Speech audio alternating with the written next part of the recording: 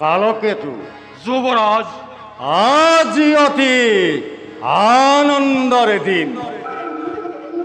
স্নেহরে বগ্নি তৈয়কীর শুভ বিবাহরে পরিণয় মাঙ্গলিক ভাবে আজি হল আয়োজন। স্নেহরে ভগ্নি দৈয়কীক মৃত বসুদেৱৰ হাতত অৰ্পণ কৰি আজি মই অতিকে সন্তোষিত কালকেতু। হয় যুবৰাজ, বসুদেৱ দৈবকীৰ উপযুক্ত বর, সেয়েহে আজি ময়ো লভিছো অতিকে আনন্দ।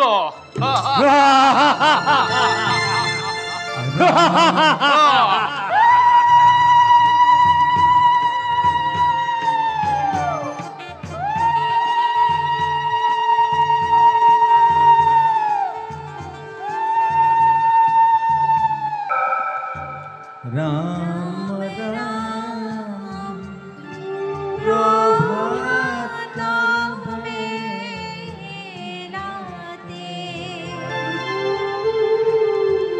राम राम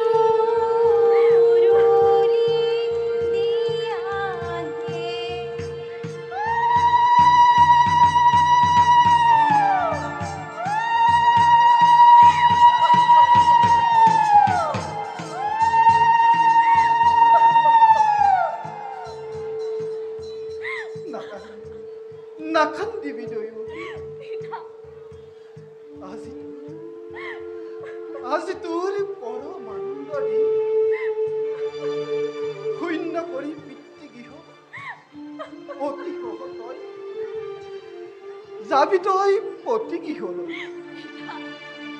এনে শুভ দিন শুভ ক্ষণ নাৰী জীৱনত নাহেও দুদাই। পিতা দিয়া আশীৰ্বাদ আমাৰ যুগ্ম জীবন যেন সুখৰ হয়। আশীৰ্বাদ কি দি ভাই, তথাপিও মই হিয়া উজাৰি দুয়োকে কৰিছো আশীৰ্বাদ। তহঁত দুয়োৰে দাম্পত্য জীৱন সুখময় হওক, ভগৱন্ত প্ৰভুৰ কৃপা দৃষ্টি দুয়োতে হওক পৰীক্ষণ। উঠা উঠা বসুদেৱ, উঠ উঠাই দয়সী দয়সী যা যাই শেষবাৰৰ বাবে দাদাৰ ওচৰত ল তই বিদায় সেৱা। পিতা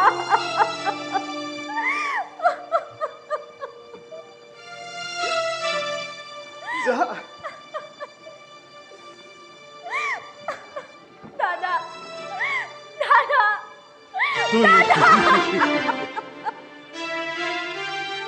নাকান্দিবি নাকান্দিবি ভগ্নী দয়কী।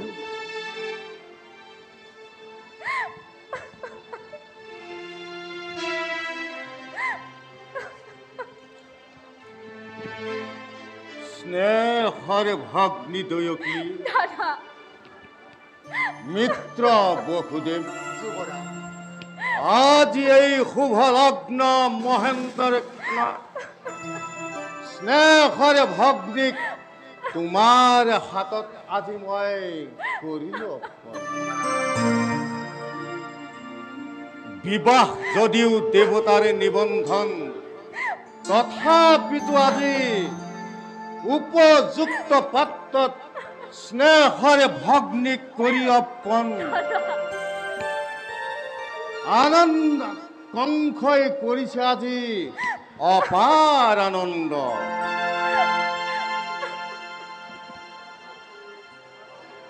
ভগ্নী দয়কী, দাদা কৰ্তব্যৰে তাৰণাতে পৰি যদিও মই কৰিছিলো কঠিন ব্যৱহাৰ, আজি এই বিদায় বেলাত সকলোবোৰ দাদাৰ মুখলৈ চাই পাহৰি যায়।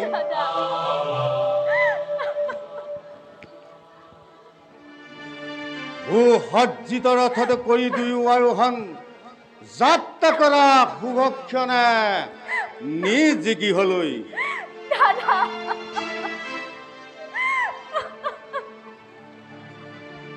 নাকান্দিবি নাকান্দিবি ভগ্নী দয়কী, বিদায় বেলাত দাদাৰ শেষ অনুৰোধ।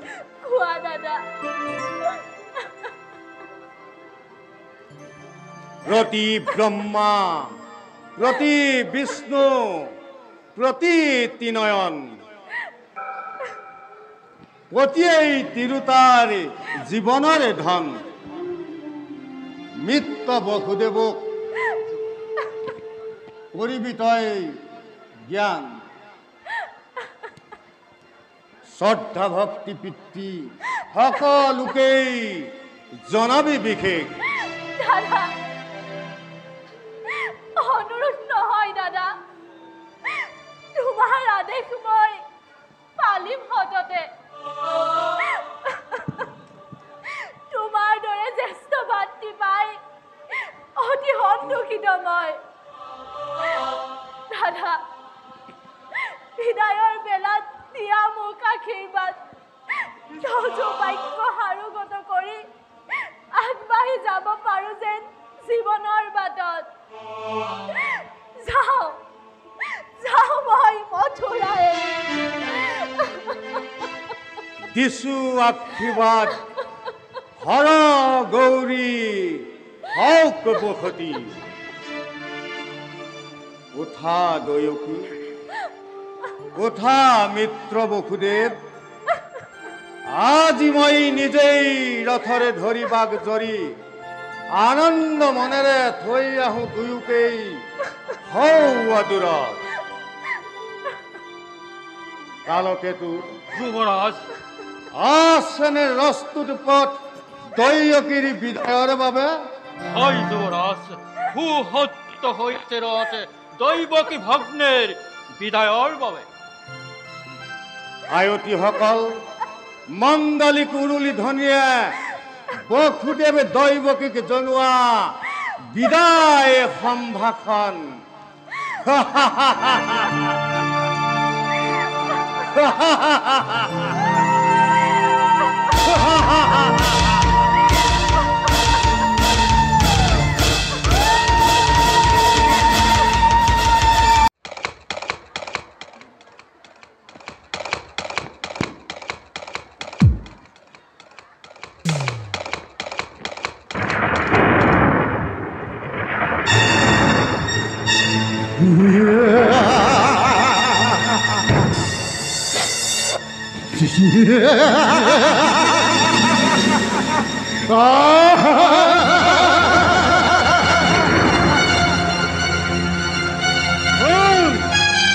কোনে অট্টহাস্য কৰে শূন্য গগন?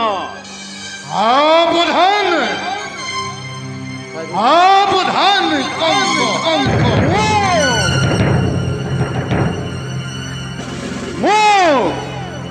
মোকেই কৰে অট্টহাস্য শূন্য গগন। শুন শুন কংস, যি দৈয়কীৰ বিয়া পাতি মহা সমাৰোহে আপুনি পাহৰাজি মূৰ্খ কংস স্নেহৰ ভগ্নীটোৰে সেই দৈয়কীৰ গৰ্ভতাত অষ্টম সন্তানে সংহাৰ কৰিব তোকে অবলীলা।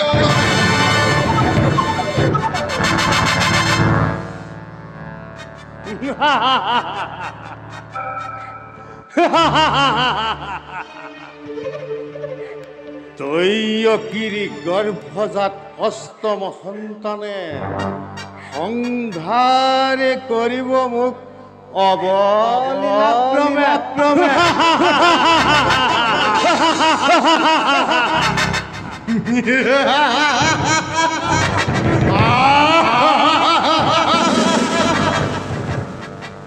শুন শুন মূৰ্খ, মৰণৰ দিনটোৰ দুৰন্ত সুৰ চমু চাপি আহে দিনে দিনে। তাৰে আজি অপূৰ্ব সূচনা, তাৰে আজি অপূৰ্ব সূচনা, তাৰে আজি অপূৰ্ব সূচনা। নাই, মিছা মিছা মিছা। সঁচা, মনত পেলা মূৰ্খ হেই ধুৰ জ্যোতিৰ বৰ, মনত পেলা মূৰ্খ হেই ধুৰ জ্যোতিৰ বৰ, মনত পেলা মূৰ্খ হেই ধুৰ জ্যোতিৰ বৰ।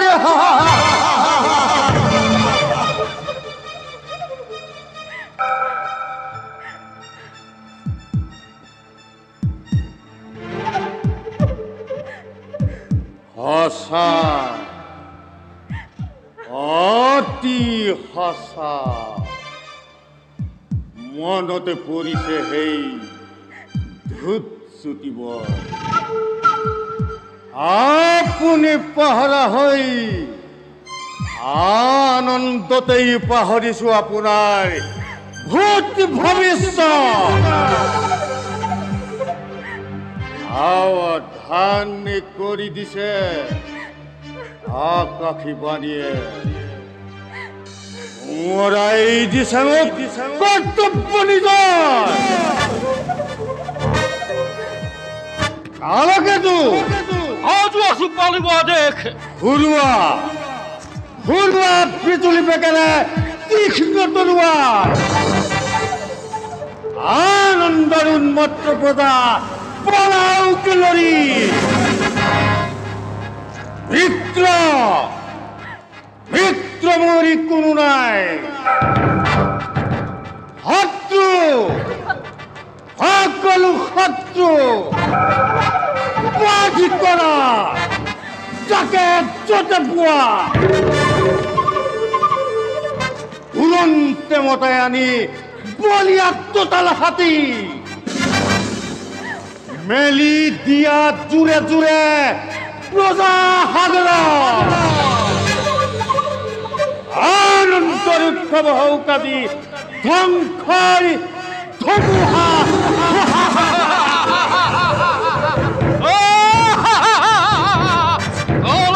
কেতুয়াজি যিহকেই বিচাৰিছে তাকেই পাইছে কেতু হ'ব আজি কালান্তক ধ্বংস ধ্বংস ধ্বংস সৃষ্টি হ'ব বিশাল মথুৰাত সাৱধান সাৱধান মথুৰাৰ চিগালৰ দল ওলাই পলাইছ পলাবি এই কালাকেতুৰ ঘৰত ৰক্ষা নাই ক্ষমা নাই দয়া নাই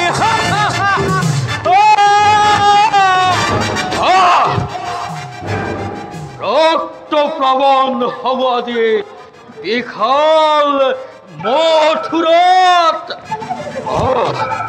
রক্ত প্লাবন রক্তর প্লাবন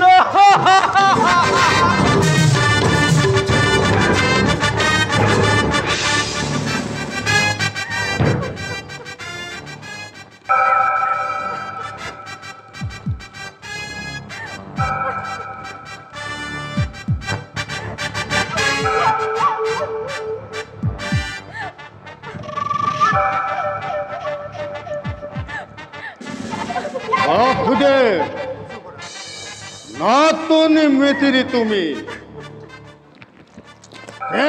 হরে ভগ্নি দয়কী ভবিষ্যতে ভাগ্য লিপি মরি দুয়ো কাণ পাতি শুনিলা নিশ্চয় তোমালোক দুয়োকেই যি মিলনে বান্ধোনেৰে বান্ধি দিলো সেই মিলনে আজি স্পষ্টভাৱে কৰিছে ঘোষণা অচিৰেই কংসৰে মৰণ মৰণ ইয়া ভৰাজি আনন্দ কৰিলো প্ৰদান তাৰে আজি যজ্ঞ প্ৰতিদান বেশ কথা এই হব নহব অন্যথা কিন্তু কংসৰে মৰণ জানো ইমান সহজ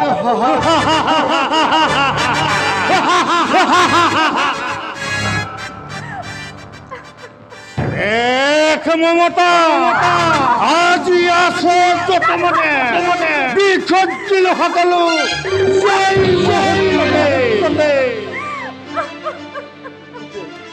অমন্ধৰে নাগপাক দিলো দলিয়াই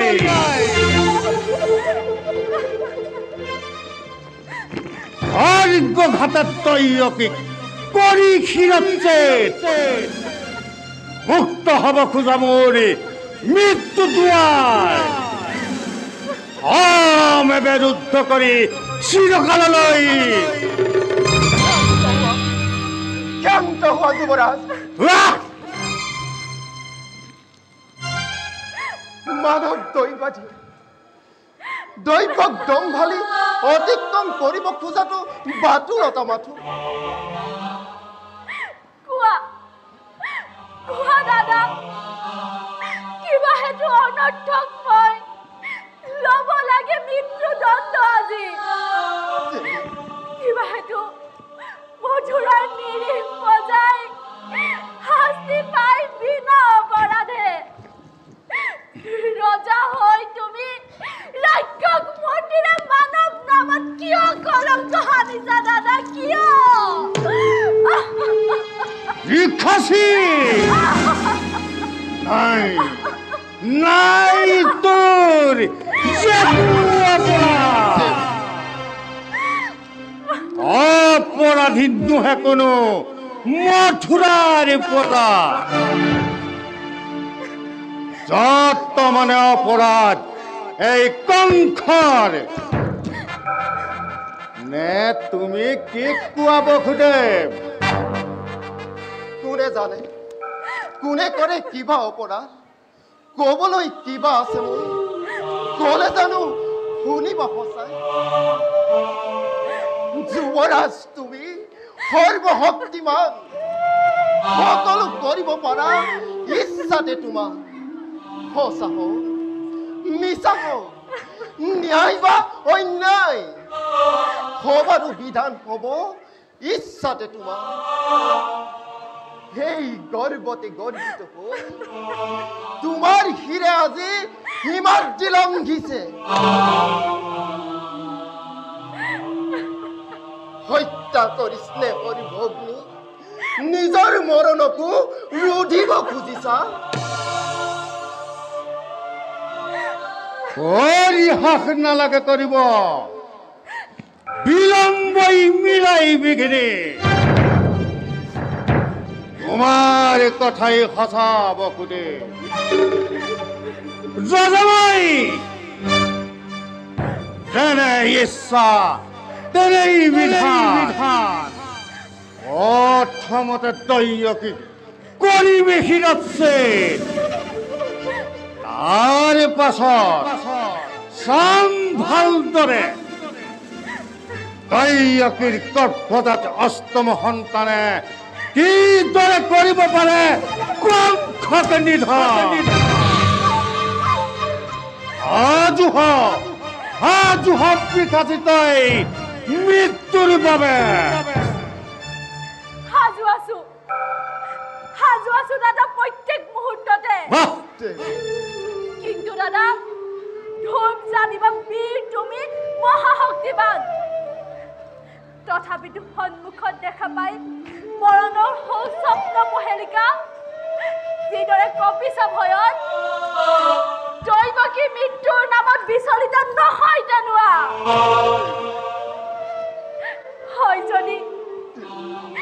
হয়জনী মৃত্যু মোৰ স্বামীৰ আগত তুমি হেন মহাবীৰ জ্যেষ্ঠৰ হাতত দেৱতাৰ দান বুলি হাঁহি হাঁহি মই কৰিম গ্ৰহণ। সঁচা কথা যুৱৰাজ, এনে কাৰ্য অতি অশুভ। নাৰী হত্যা, ভগ্নী হত্যাৰে কলংক কালিমাহানি বিনা প্ৰয়োজনে তুমি ৰঞ্জিত কৰিবা। এনে কাম কৰা যদি ইচ্ছাটো যুগে যুগে জগতৰ বীৰ সমাজে হত মুখে কৰিব গঞ্জনা। নলব তোমাৰ নাম ঘৃণাতে লাজতে।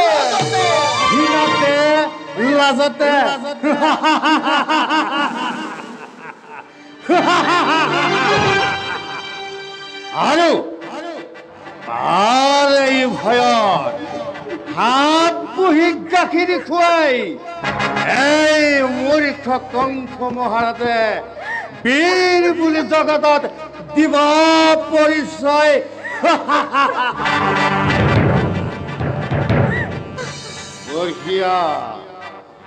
বঢ়িয়া যুক্তি তোমাৰ। হিতাকাংক্ষী মিত্ৰ মোৰ তুমি বসুদেৱ।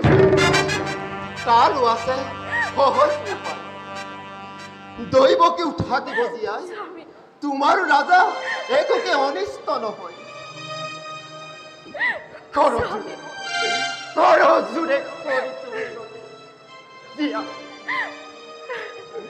দিয়া মোক দৈৱকে প্ৰাণ দাদা।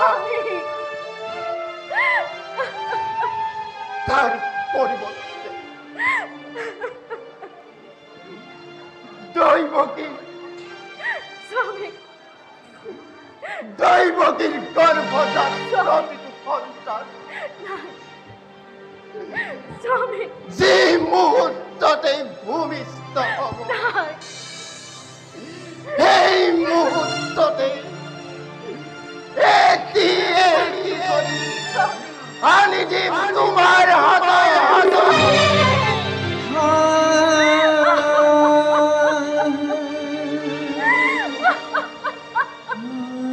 হত্যা করি দিয়ত স্বামী বাবা তুমি নিষ্পাপ ভবিষ্যতের ভাবে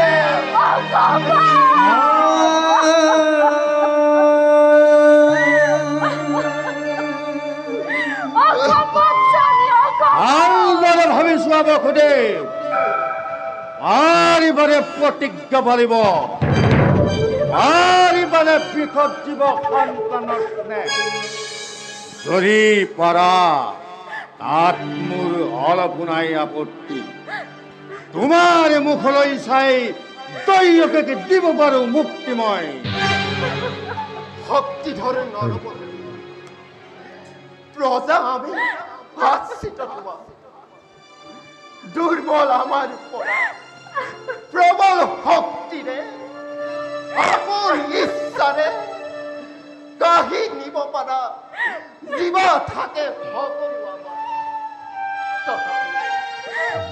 তথাপিও কওঁ শুনা নিচাময় নকওঁ কদাপি সাক্ষী কৰি চন্দ্ৰ সূৰ্য আকাশৰ তৰা নক্ষত্ৰ সাক্ষী কৰি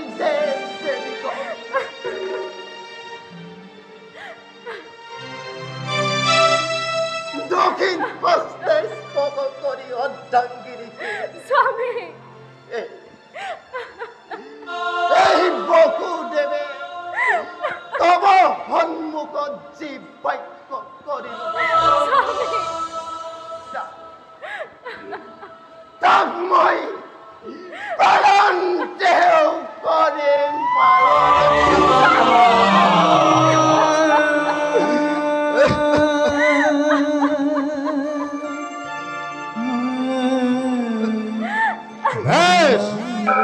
এই হব অসম্ভব স্বামী অসম্ভব প্ৰতিশ্ৰুত মই দেৱী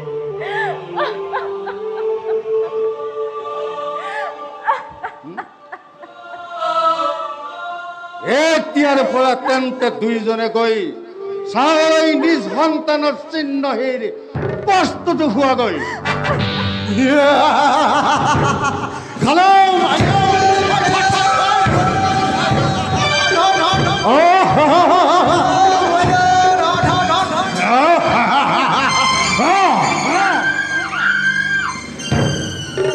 সৈন্য সৈন্যকালকেতো হত্যা কৰা ধ্বংস কৰা প্ৰলয়ৰ প্লাৱন সৃষ্টি কৰি দিয়া বুজক ভালদৰে বুজক কংসৰ শক্তি কংসৰ পৰাক্ৰম কংসৰ ক্ষমতা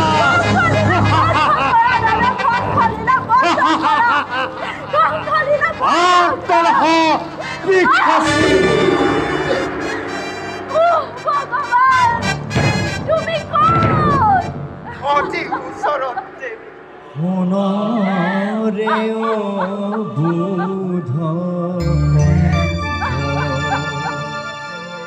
দিয়া দিয়া দৈব কি কয়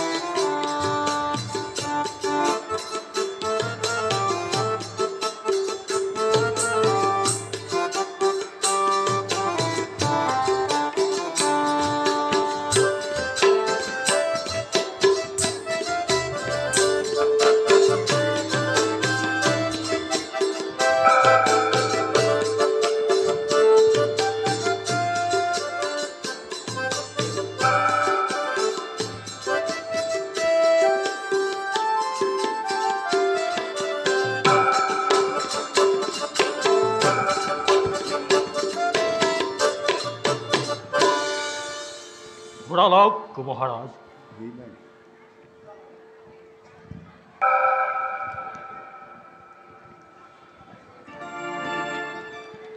কালকেতু, যুবৰাজ, নৃত্য গীত বন্ধ হলে কিয়?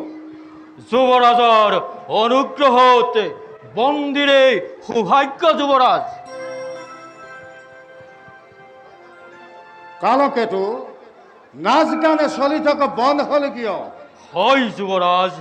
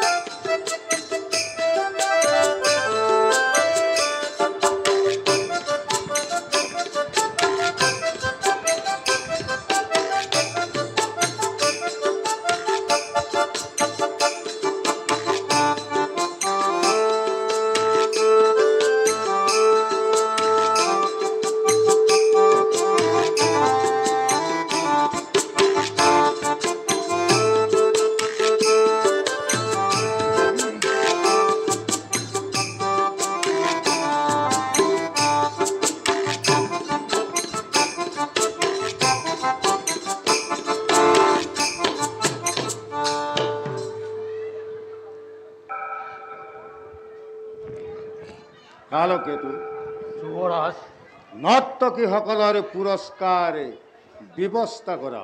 ভাল যুবৰাজ।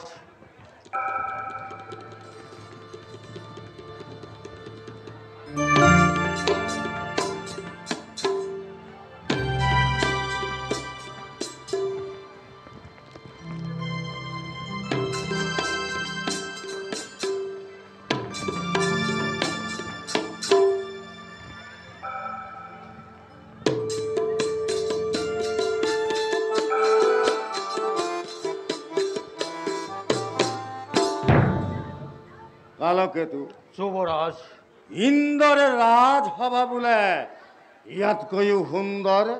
মিছা মই হলে সেই কথা নাভাবো কালকেতু। মিছা যুবৰাজ, এই কথা একেবাৰে মিছা।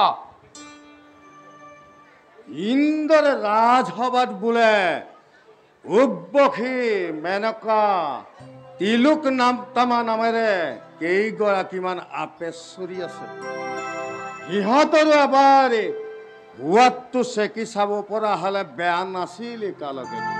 যুবৰাজ, তাৰ পাছত ফুল ফুলিলেই নাকৰ ওচৰলৈ আনি আৰু বাহিৰ হলেই তাক বুজিছা? বুজিছো। সদায় একে বস্তুকেই ভাল নালাগে। আজিৰ পৰা নতুন নতুন বন্দবস্ত কৰিবা, বুজিছা? বুজিছো যুবৰাজ। ৰজাবোৰে কয় কোনোবা হেনো ঈশ্বৰ আছে। ঈশ্বৰ? হয় যুবৰাজ। ঈশ্বৰ মই নামানো।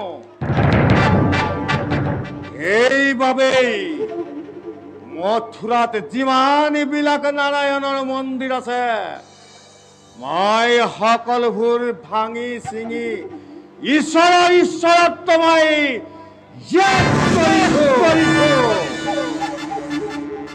ৰজাই যি কৰে ই কেতিয়াও অন্যায় হ'ব নোৱাৰে। নে কি কোৱা অকা বকা ধেনুকা? আৰু শুনা, ৰজাৰ বিৰুদ্ধে যদি কোনোবাই কথা কয় আৰু তোমালোকৰ কাৰ্যত যদি কোনোবাই বাধা দিব তেন্তে তাক ধৰি আনি কপত তেলতে পেলাই হত্যা কৰিব লাগিব। কোৱা পাৰিবা? আৰু শুনা, তোমালোকে কালকেতুক সহায় কৰিব লাগিব, বুজিছা? এতিয়া তোমালোকে যোৱা নিজৰ কৰ্তব্যত অগ্ৰসৰ হোৱা।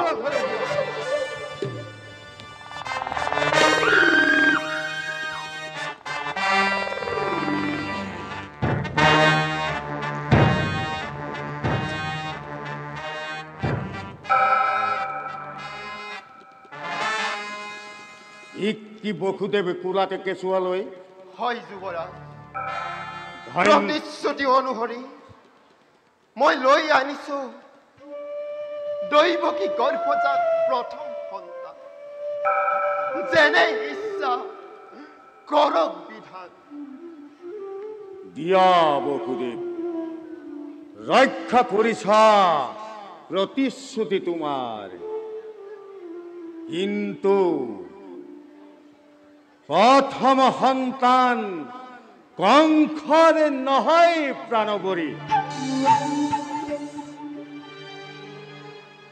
অষ্টম সন্তানৰ বিনিময়ে মোৰ অন্য সন্তানৰ প্ৰাণবৰী নহয় কংসৰ।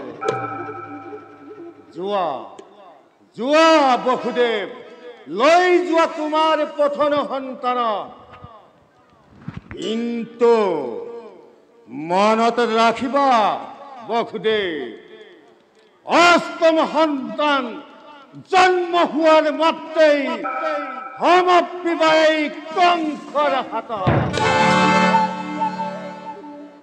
অপাৰ কৰোণা তব ৰাজ আজ্ঞা পালন হেতু যাওঁ এতিয়া মই নিজ কৰ্তব্য। যোৱা বসুদেৱ।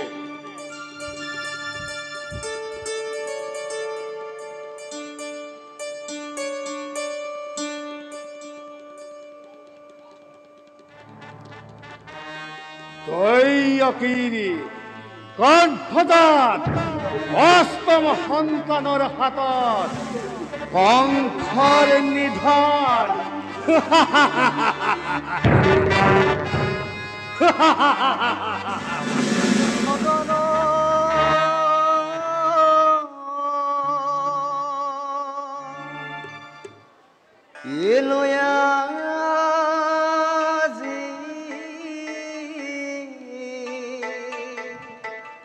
দুজন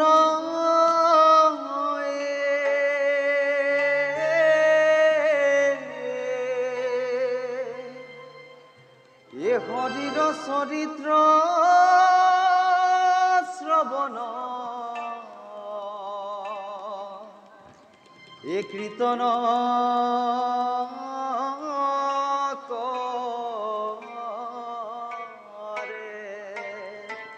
নাৰায়ণ নাৰায়ণ নাৰায়ণ। ভুজৰাজ কংসৰ জয় হওক। আহক দেৱঋষি, প্ৰণিপাত কৰক গ্ৰহণ। ব্যক্ত কৰক দেৱঋষি আপোনাৰ আগমনৰ উদ্দেশ্য। উদ্দেশ্য অতি মহান যুৱৰাজ। পিছে যুৱৰাজ, কোলাত কেঁচুৱালৈ কোন গ'ল সেইজন নিৰ্বিকাৰ মনে? সৰ্বজ্ঞানী দেৱঋষি আপুনি। শুনিব খুজিছিলে যেতিয়া কওঁ শুনক। দৈয়কীৰ গৰ্ভজাত প্ৰথম সন্তান আনিছিলে বসুদেৱে হাতত মোৰ চোল, কিন্তু প্ৰথম সন্তানৰ পৰাতো মোৰ মৃত্যুৰ নাই ভয়। সেইবাবেই স্নেহতে ঘূৰাই পঠালো মই বসুদেৱৰ হাতে। নাৰায়ণ নাৰায়ণ। শুনা কংস, কৰা নাই তুমি এইটো সমুচিত কাৰ্য? কাৰণ দেৱঋষি, কাৰণ তুমি নুবুজিবা দেৱতাৰ অদ্ভুত মহিমা আৰু অসংখ্য চালনা। হলেও বসুদেৱৰ প্ৰথম সন্তানৰ মোৰ মৃত্যুৰ নাই ভয়। একমাত্ৰ শত্ৰু মোৰ দৈয়কীৰ গৰ্ভজাত অষ্টম সন্তান। ভুল বুজা কৰা ই তোমাৰ সম্পূৰ্ণ ভুল। শুনা, প্ৰথম অষ্টম তুমি একোকেই বুজিব নোৱাৰা। বসুদেৱ আদি কৰি যতেক যাদৱ, নন্দ আদি কৰি যতেক গোৱাল, সকলোৱেই শত্ৰু তোমাৰ। সেয়েহে শীতৰ কাৰণে আহিলো মই তোমাৰ সমীপে। যদি শুনা দিওঁ মই শীত উপদেশ। দেৱৰীখি সবিশেষ ভাঙি যুৱৰাজ, নোৱাৰা বুজিব তুমি দেৱতাৰ চক্ৰান্ত। দেৱতাৰ গণনা আৰু ষড়যন্ত্ৰক তুমি নোৱাৰা ভেটিব। বাৰু যুৱৰাজ, এইয়া চোৱা, এয়া এক অষ্টদল পদ্ম। ইয়াৰ কোনটো পাহি প্ৰথম আৰু কোনটো পাহি অষ্টম তুমি ভালদৰে কৰা নিৰীক্ষণ।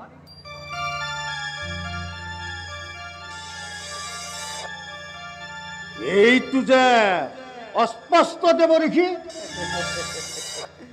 শুনা, আমি যদি এই ফুলপাহি প্ৰথমৰ পৰা গণনা কৰোঁ তেন্তে এয়া প্ৰথম, এয়া দ্বিতীয়, এয়া তৃতীয়, আৰু এই শেষৰ পাহিয়েই হ'ব অষ্টম। অষ্টম দেৱৰীখি, অষ্টম। শুনা কংস, আকৌ যদি আমি এই ফুলপাহি শেষৰ পৰা গণনা কৰোঁ তেন্তে এয়া অষ্টম, এয়া সপ্তম, এয়া ষষ্ঠ, আৰু এই প্ৰথম পাহিয়েই হ'ব অষ্টম। অষ্টম দেৱৰীখি, অষ্টম।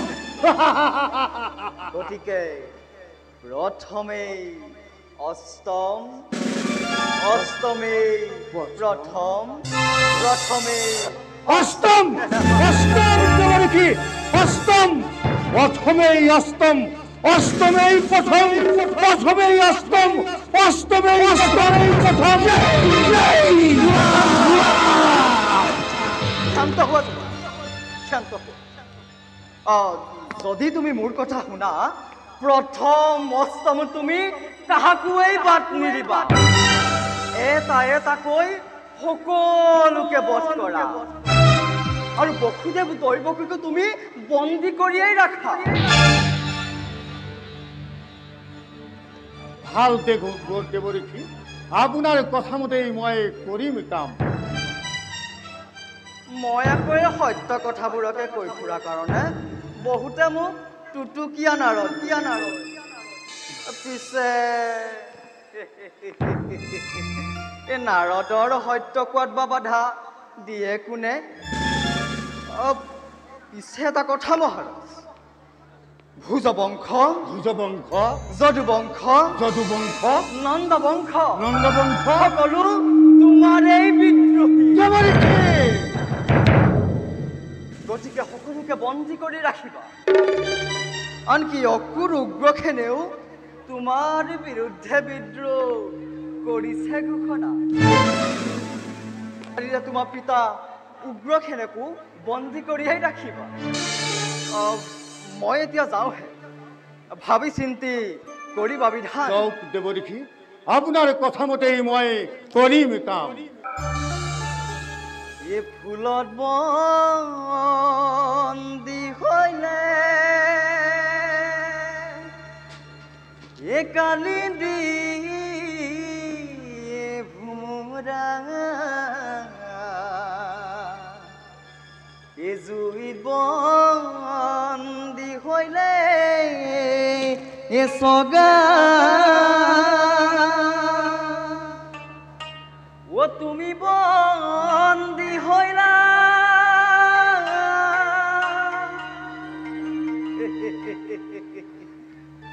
ক্ৰোধয় অহংকাৰে, এনু বুজি ঈশ্বৰৰ লীলা।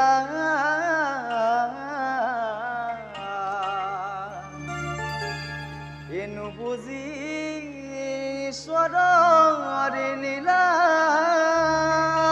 নাৰায়ণ নাৰায়ণ নাৰায়ণ।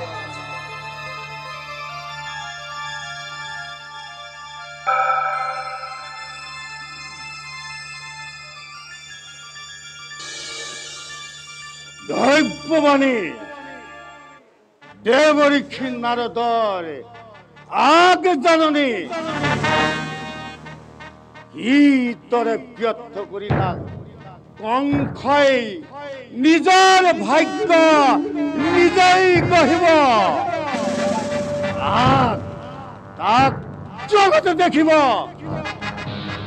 দৈয়কীর গর্ভজাত অষ্টম সন্তানে নিধান করিব কংখক।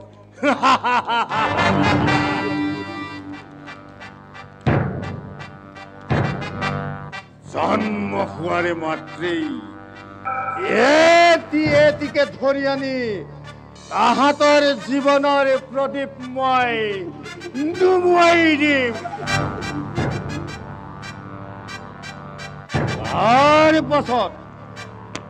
তার পাছত এই মথুরার রাজসিংহাসন অদর অমর হয়ে কংখই ভোগ করিব।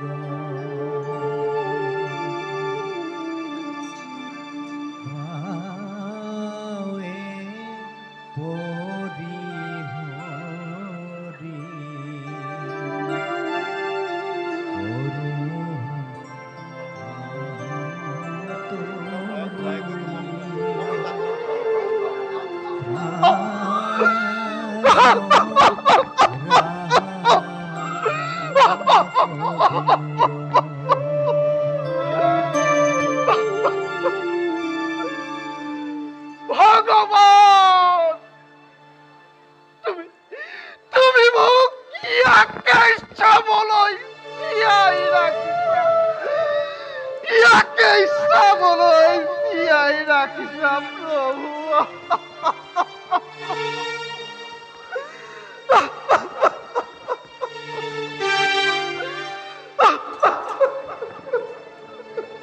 মহাৰাজ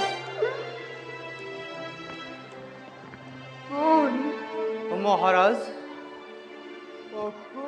হয় মহাৰাজ তুমি আহিছা অকুৰ?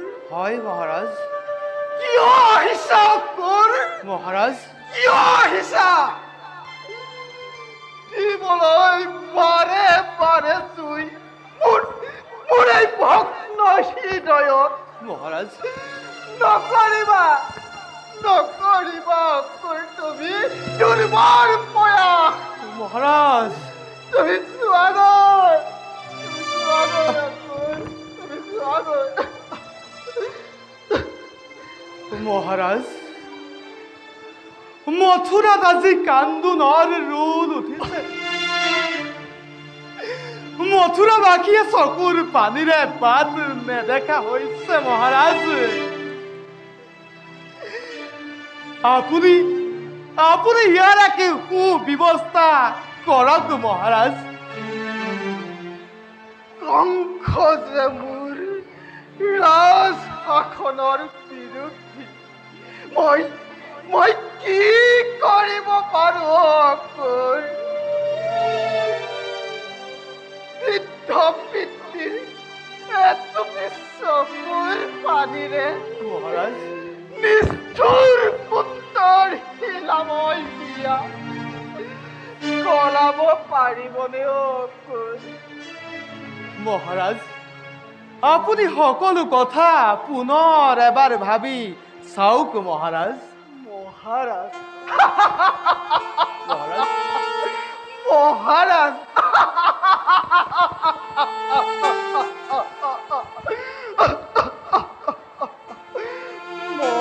মহাৰাজ মহাৰাজ মহাৰাজ বুলি সম্বোধন কৰি মোক কিয় লাজ দিছা মহাৰাজ?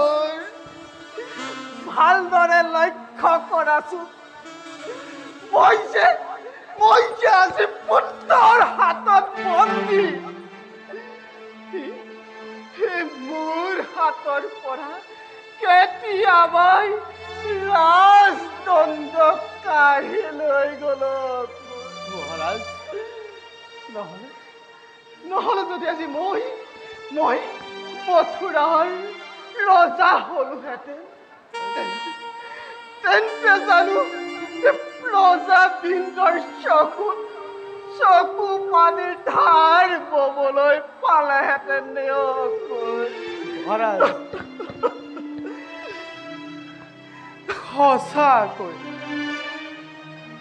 সঁচাকৈ মথুৰা আজি অৰাজক। স্বেচ্ছাচাৰী কংসৰ শাসনতে মথুৰাবাসী আজি জৰ্জৰিত। যাদৱসকলৰে নেতা বসুদেৱ আজি লৌহ কাৰাগাৰত বন্দী। প্ৰজাৰ সকলো ন্যায্য অধিকাৰক ভৰিৰে মোহাৰি চোখামুখাৰী কৰ্মচাৰীসকলৰ সকলো অন্যায় অবিচাৰক প্ৰশ্ৰয় দি কংসই আজি গাৰ বলেৰে শাসন কৰিছে মহাৰাজ। কোনোৱে যদি অন্যায় অবিচাৰ সহ্য কৰিব নোৱাৰি নিজৰ মনৰ বেদনা ব্যক্ত কৰিবলৈ ৰজাৰ কাষ চাপে, তেতিয়া কি হয় জানে মহাৰাজ? নিজেই সৰ্বশান্ত সৰ্বহাৰা হৈ চকুলো টুকি মহাৰাজে চকুলো টুকি নিজ বাটেৰে ঘূৰি আহিব লাগে মহাৰাজ। ইয়াৰ প্ৰতিকাৰ কোনে কৰিব মহাৰাজ? কোনে? মহাৰাজ, সমগ্ৰ মথুৰাবাসীৰ হৈ মই জোৰে আপোনাকে কৰিছো মিনতি। কংস আপোনাৰ পুত্ৰ, হাজাৰ হলেও কংসই আপোনাৰ কথা শুনিব। আপুনি এবাৰ কংসকে পুনৰ অনুৰোধ কৰি চাওক মহাৰাজে, পুনৰ অনুৰোধ কৰি চাওক। একো লাভ নাই আজি যদি পুত্ৰই পিতৃৰ কথা শুনিলেহেঁতেন মহাৰাজ, ৰজাৰ আবেদন নিবেদনত যদি কাণ দিলেহেঁতেন, তেন্তে জানো আজি এই উগ্ৰসেন এই বন্দীশালত পচিব লাগে। তেন্তে জানো বসুদেৱ দয়কীৰ এটি কৰি সতীয়জন শিশুৱে অকালতে যমৰ আলহী হ'ব লাগে। মহাৰাজ, আজি এই মহাৰাজ উগ্ৰসেনৰ অনুৰোধ মহাৰাজ এটি সামান্য প্ৰহৰীয়েও পালন নকৰে। দুৰ্ভাগ্য মহাৰাজে এটি কথা শুনকচোন মহাৰাজ। কালি মই এটি সামাজিক দেখিলো। মহাৰাজে মই এটি সামাজিক দেখিলো। কি দেখিলা মহাৰাজে? মই সামাজিকতে দেখিলো। কি দেখিলা? মই সামাজিকতে দেখিছো ভগৱানে নাৰায়ণে। মহাৰাজে, ভগৱানে নাৰায়ণে আমাৰ যদুকুলাতে জন্মগ্ৰহণ কৰিছে।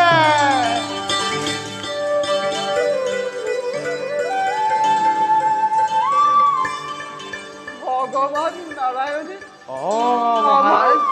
আমাৰ এই যদুকুলত জন্মগ্ৰহণ কৰিছে। হয় মহাৰাজ। ভগৱান নাৰায়ণে আমাৰ যদুকুলত জন্মগ্ৰহণ কৰিছে। ভগৱান! অ মহাৰাজ, তাৰ লগে লগেই মনত পৰিছে মোৰ, তাৰ লগে লগে মনত পৰিছে মোৰ দৈৱকীৰ বাঁহী বিয়াৰ দিনা হোৱা সেই ভীষণ দৈৱবাণীৰ কথা। দৈৱবাণী? অ মহাৰাজ, দৈৱবাণী। দৈৱবাণী? অ মহাৰাজ, দৈৱবাণী। দৈৱবাণীয়ে সঁচা হওক মোৰ, দৈৱবাণীয়ে সঁচা হওক। মোৰ এটি পুত্ৰৰ কন্যালত মহাৰাজ মথুৰাৰ মহাৰাজ পুত্ৰৰ মংগল হয়, মংগল হয়। মই তাকে ঈশ্বৰৰ ওচৰত দিনে নিশাই প্ৰাৰ্থনা কৰিছো। মই তাকে ঈশ্বৰৰ ওচৰত দিনে নিশাই প্ৰাৰ্থনা কৰিছো। মহাৰাজ, সঁচাকৈ মথুৰাবাসীৰ আজি অতিকে দুৰ্ভাগ্য। নহলেনো আপোনাৰ দৰে এজন পিতৃবৎসল ৰজাৰ সুশাসনৰ পৰা সমগ্ৰ মথুৰাবাসী বঞ্চিত হ'ব লাগেনে? মই ভগৱানৰ ওচৰত কাতৰ প্ৰাৰ্থনা কৰিছো, ভগৱানে যেন আপোনাকে দীৰ্ঘজীৱী কৰক, ভগৱানে আপোনাকে দীৰ্ঘজীৱী কৰক, ভগৱানে আপোনাকে দীৰ্ঘজীৱী কৰক। মই আৰু জীয়াই থাকিব নিবিচাৰো মহাৰাজ। মৰণে আজি মোৰ বাবে অমৃত। মহাৰাজ, ৰজা পালক ৰজা মই, যদিও আহি অতীতৰ কথা মহাৰাজ, তথাপিও অকুৰ মহাৰাজ, মোৰ চকুৰ সন্মুখত প্ৰজাসকলৰ আৰ্তনাদ মোৰ বৰ অসহ্য হৈ পৰিছে অকুৰ মহাৰাজ। মই আৰু জীয়াই থাকিব নোৱাৰো মহাৰাজ। মই আজি পুত্ৰৰ হাতত বন্দী মহাৰাজ। পিতৃৰ আগত পুত্ৰৰ সান্তনা, ৰজাৰ আগত ৰজাৰ আৰ্তনাদ। কিমান কৰুণ, কিমান মৰ্মভেদী। মই তাক অন্তৰৰ পৰা উপলব্ধি কৰিছো মহাৰাজ। মই তাক অন্তৰৰ পৰা উপলব্ধি কৰিছো অকুৰ মহাৰাজ। হওক কংস মোৰ পুত্ৰ মহাৰাজ, তথাপি অকুৰ বয়সৰ উৎপীড়ন নোহোৱা হলে মহাৰাজ,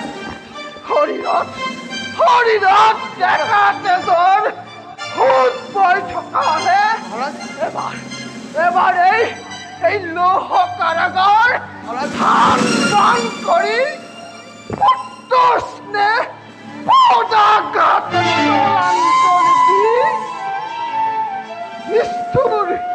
নিষ্ঠুৰ পুত্ৰৰ বিৰুদ্ধে যুঁজ দিলোহেঁতেন।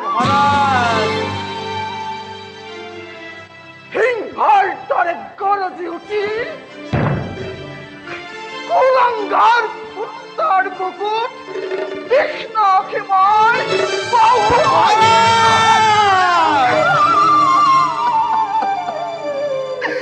আপুনি প্ৰকৃতিস্থ হওক মহাৰাজ, আপুনি প্ৰকৃতিস্থ হওক।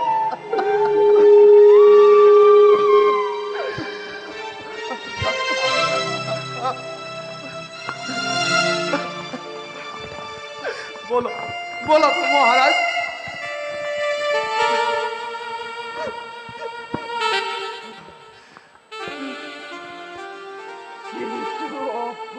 মহাৰাজ, আজি যে মই সেই সৌভাগ্যৰ পৰাও বঞ্চিত মহাৰাজ। শিশুৰ দৰে দুৰ্বল দৰে পৰৰ পূজা হৈ অসহায়ভাৱে হীনভাৱে ঘিণ লগা জীৱন যাপন কৰিছো ঘিণ লগা জীৱন যাপন কৰিছো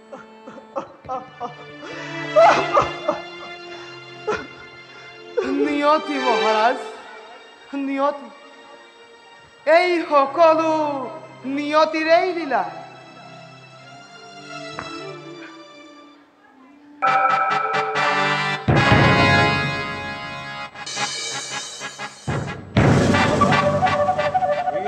কি কুমন্ত্ৰণা দিবলৈ আহিছা কুৰ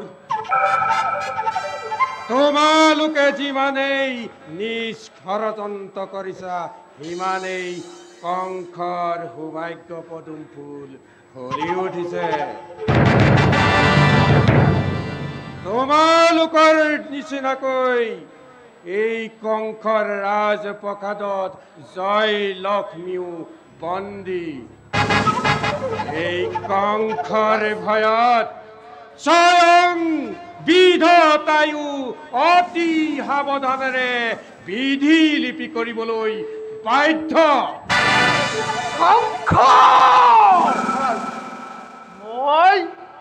মই তোৰ কোন মই মতলিৰ কথা শুনিবলৈ ইচ্ছা নকৰো মোক অলপ শান্তিৰে থাকিবলৈ দে কংস মোক অলপ শান্তিৰে থাকিবলৈ দে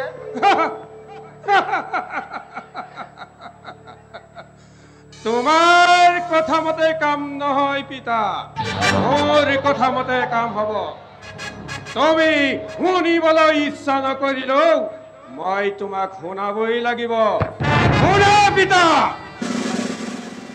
দৈৱকী ছয় পুত্ৰক যিদৰে আচাৰি জমৰ ঘৰলৈ পঠালো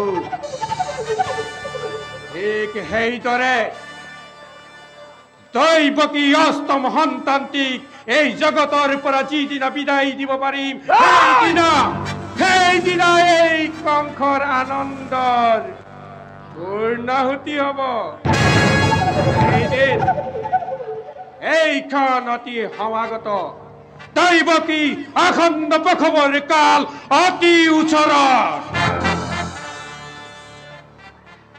বসুদেৱ দৈৱকী দুখ কি কংস কি দুখত তই সিহঁতক বন্দী কৰিছিলি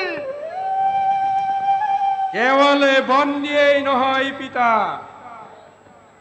প্ৰহৰীৰ সতৰ্ক দৃষ্টিত দুয়োজনাই আজি শৃংখলাবদ্ধ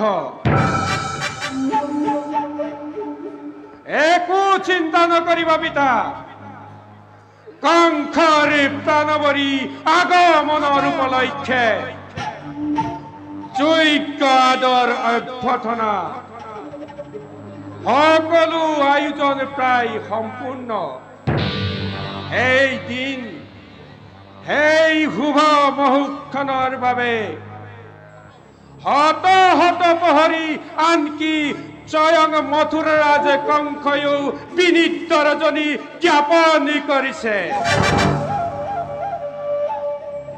মই এতিয়া যাওঁ পিতা তোমাক এই শুভ সংবাদ দিবলৈহে আহিলো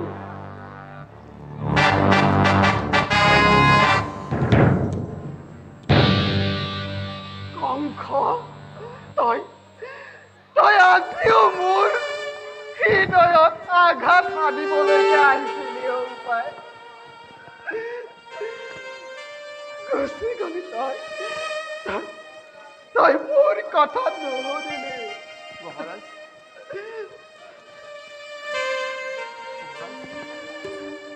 মহাৰাজ মহাৰাজ মহাৰাজ মই অন্ধকাৰ দেখিছো মহাৰাজ মহাৰাজ মই অন্ধকাৰ দেখিছো মহাৰাজ মথুৰাৰ ভৱিষ্যত পোহৰ নে আন্ধাৰ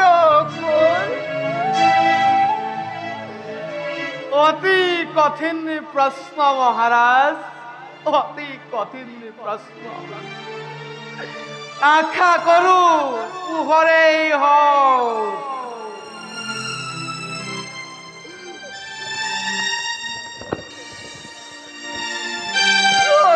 বংশৰ আমাৰ পূৰ্বপুৰুষসকলে মহাৰাজ স্বৰ্গত থাকি আমাক এনেদৰে অভিশাপ দিব লাগে দেৱক। আমাক এনেদৰে অভিশাপ দিব লাগে। মহাৰাজ তুমি চোৱাগৈ মহাৰাজ তুমি চোৱাগৈ মহাৰাজ মোক অলপ শান্তিৰে নিৰলে থাকিবলৈ দিয়া। তুমি চোৱাগৈ মহাৰাজ মহাৰাজ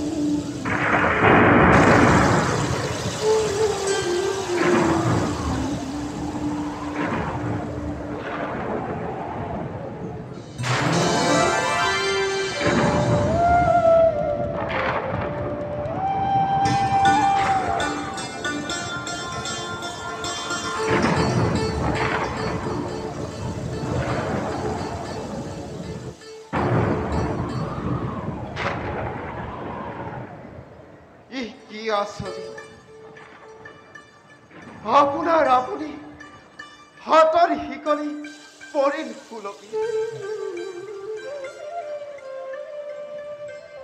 নিষ্ঠুৰ ৰাজাৰ টান বান্ধোনৰ পৰা কোনোবাই যেন অকস্মাতে কৰি দিলে মুক্তিৰ বিধান।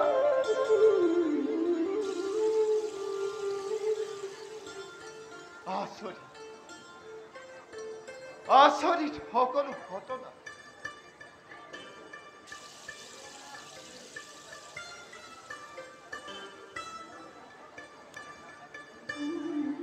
বাহিৰত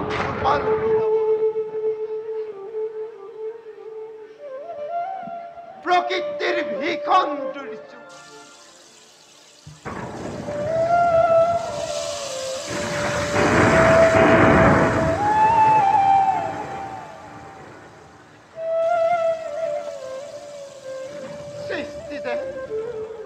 সৃষ্টি যেন ধ্বংস হৈ প্ৰতি মুহূৰ্ততে।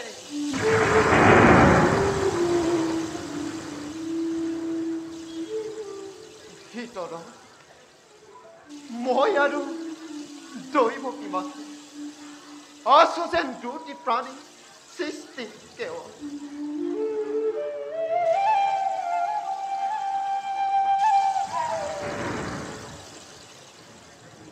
অন্ধকাৰ কাৰাগাৰটো যে সিও হল দেৱৰ মন্দিৰ।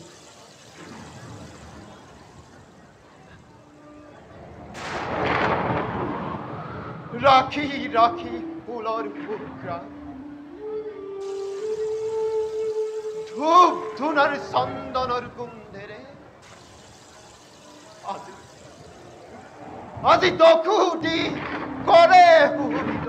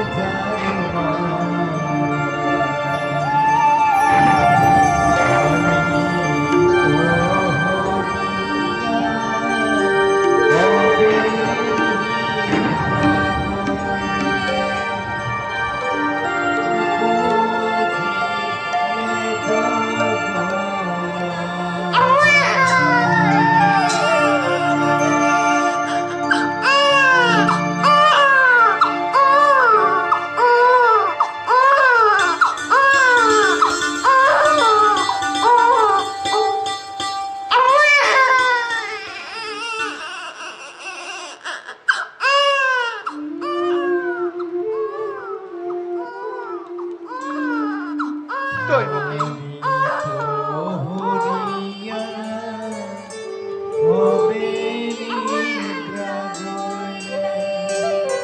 উপজিলে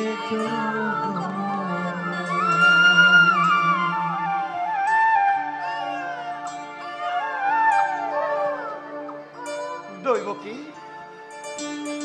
দৈবকী নাচ লোৱা নাচ দৈবকী পুত্ৰ ৰত্ন দিলো উপহাৰ দিয়া দিয়া দৈবকী ক'ত ক'ত পুত্ৰ মোৰ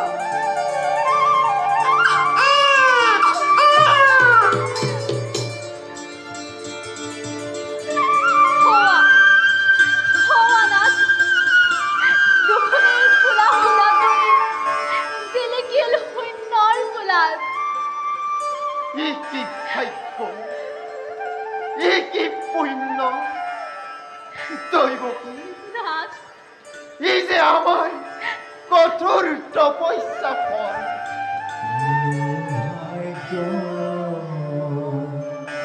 দৈবকীত ভৈলা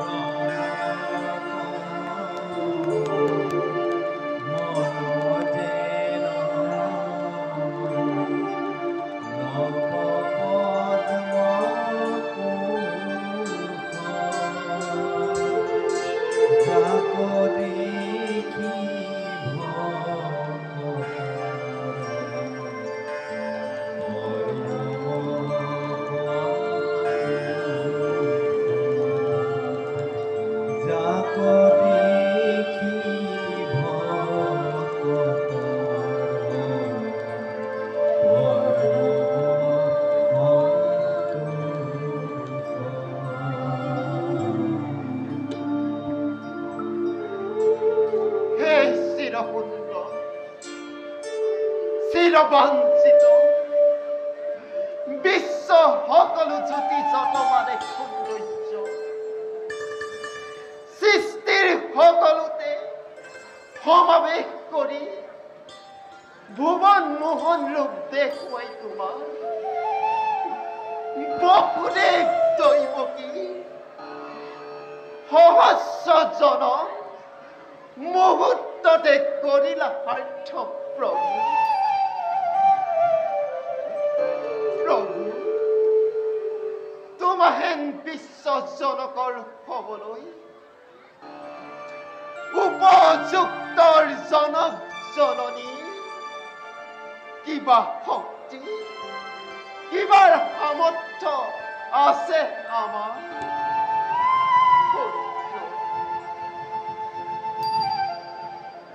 আমি অতি ক্ষুদ্ৰ এই বিৰাট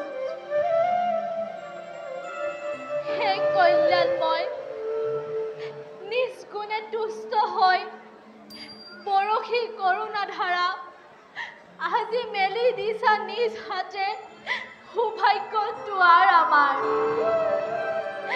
হে দেৱ পুত্ৰভাৱে তুমি মোক ধৰিলা সাৱটি মাতৃভাৱে ললো মই বুকুত সুমুৱাই হামৰা তজু চকু চাট মাৰি ধৰা জ্যোতি জগতৰ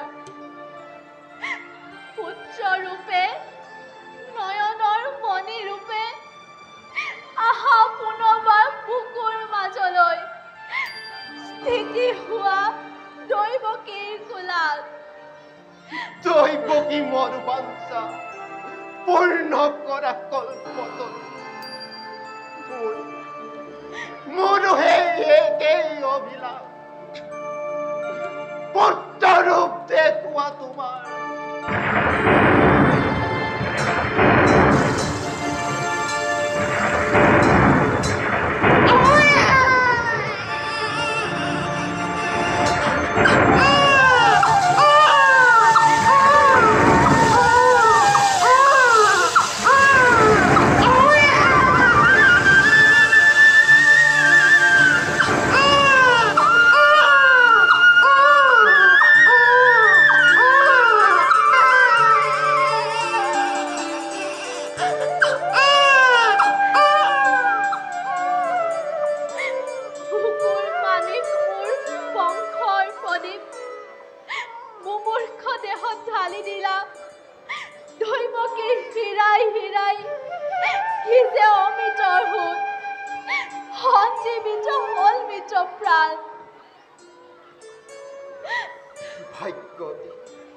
ভাগ্যতি তুমি যে দৈব কি দিয়া মোকো দিয়া সৌভাগ্য ভাগ লবলৈ প্ৰাণ ভৰি পুত্ৰকে বা লোৱা লোৱা না দিয়া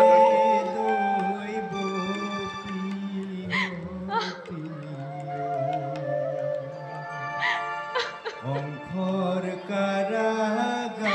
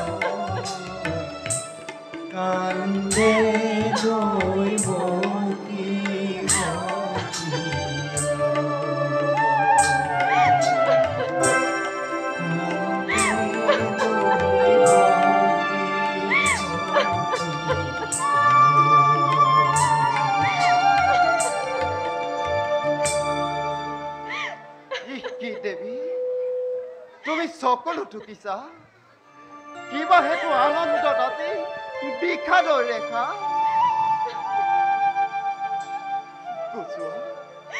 গুচোৱা দেৱী মুখৰ পৰা ৰিহা আচল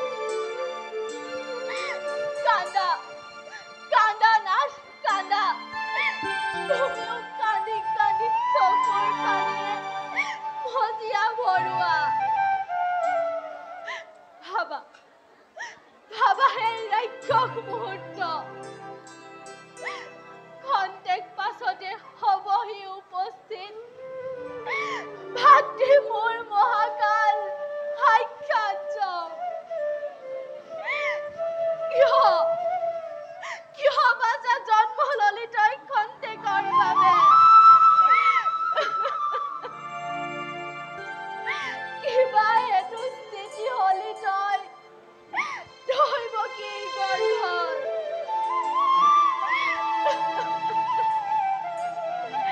পূৰ্ব জন্মৰ পাপৰ ফল আগৰ জন্মৰ দেৱতাৰ হাও লাগি আজি পুৰি যায় মোৰ সোণৰ সংসাৰ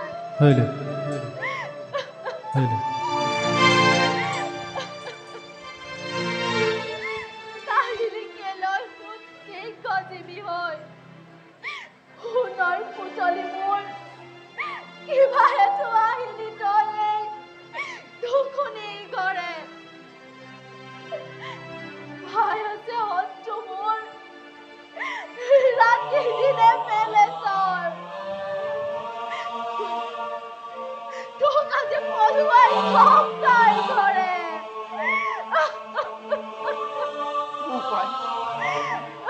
উপায় দৈব কি উপায়ে আজি মই ৰক্ষা কৰো বংশৰ পদি ভয় নাই বসুদেৱ জন্মিছে মৃত্যুঞ্জয়ী অমৰ সন্তান বুকুত সুমুৱাই লৈ পুত্ৰক তোমাৰ খোজ লোৱা গোকুলৰ ফালে গোকুলৰ নন্দৰ ঘৰত উপজিছে যোগমায়া যশোদাৰ গৰ্ভ খোলা আছে সকলো দুৱাৰ যোৱা শীঘ্ৰেই সুবৰ্ণ সুযোগ আনাগৈ যোগমায়াক পুত্ৰ খলায় আনাগৈ যোগমায়াক পুত্ৰ খলায় আনাগৈ যোগমায়াক পুত্ৰ খলায়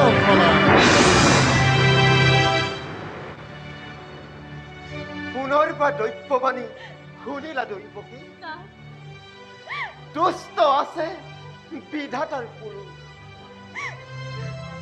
কি কৰিব পাৰে সেই কংস দুৰাচাৰে দিয়া দৈৱকী তোমাৰ সন্তান দেৱতাৰ নিৰ্দেশ মতে এতিয়াই খোজ লওঁ মই গোকুলৰ দিশে দিয়া দৈৱকী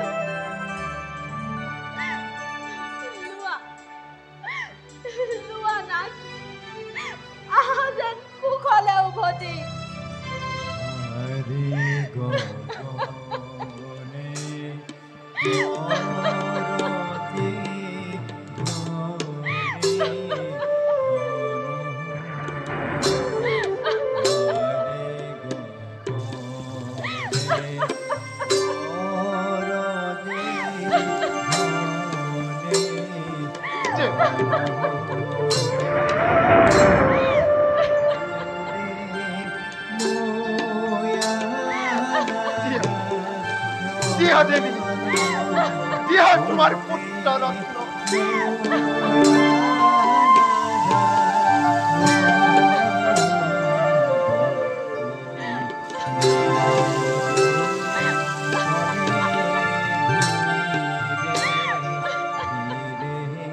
Hello.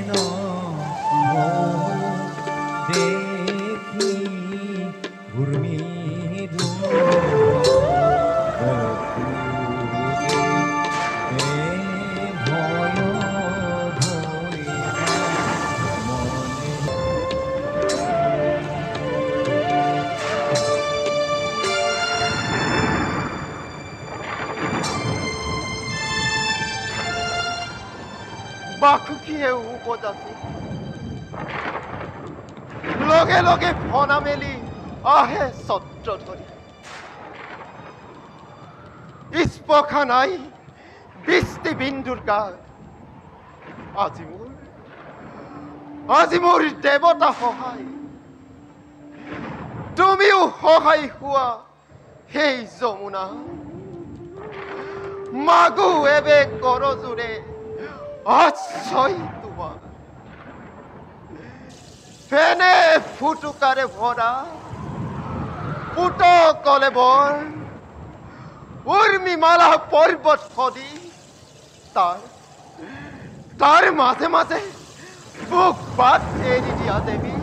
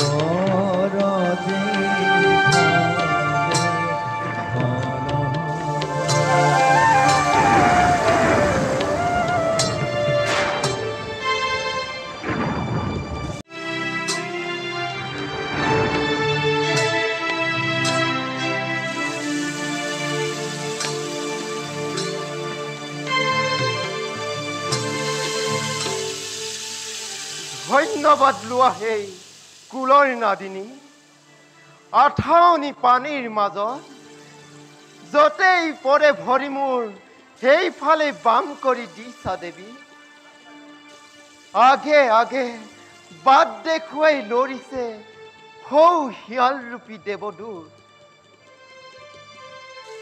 ভাগ্যৱান ভাগ্যৱান বসুদেৱ ভাগ্যৱান তোৰ পিতৃকুল মাতৃকুল